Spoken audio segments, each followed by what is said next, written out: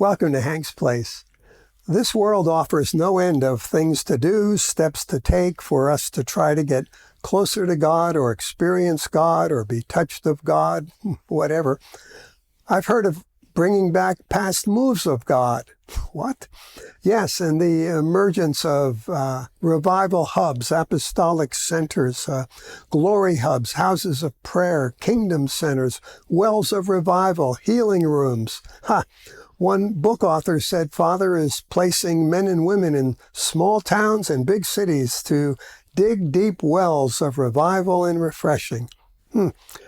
I can't speak to that, but I do know there's only one thing that pleases the Father, and that is, faith in God. Faith in His Son as our Savior. Faith in His promises is true for all of us, for all time. Not believing in any old thing, but having faith in God. Hebrews 3 and 4 states that the Israelites didn't enter God's rest because of unbelief. They died in the wilderness, death through unbelief.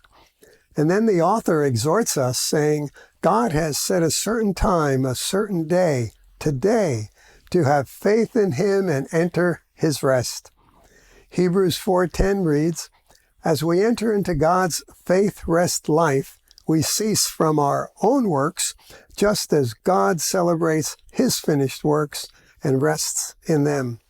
We cease from our own efforts to get to God, to obtain to God, satisfy God. He cautions us not to fall short by following the same pattern of doubt and unbelief as Israel did. Most centers require you to go through their training, most of which is quite lengthy and expensive, before they qualify you in their program. Digging wells at your own expense and growing older. Have you been digging wells, working hard, getting exhausted, and yet God still seems so distant? Trying to earn your healing, trying to be worthy of a God experience, to be qualified in the eyes of men? You say you do believe, but you're not getting healed or experiencing miracles or prophetic gifts? Well, my dear friend, it's time to stop digging and just enter His faith rest. Listen, what did the Canaanite woman do? She asked Jesus and her daughter was healed. What did the blind man do? He asked Jesus and received his sight. And the multitudes, they asked for themselves or family members or servants, and they received. Jesus in John 14:14 said, if you ask me for anything in my name, I'll do it.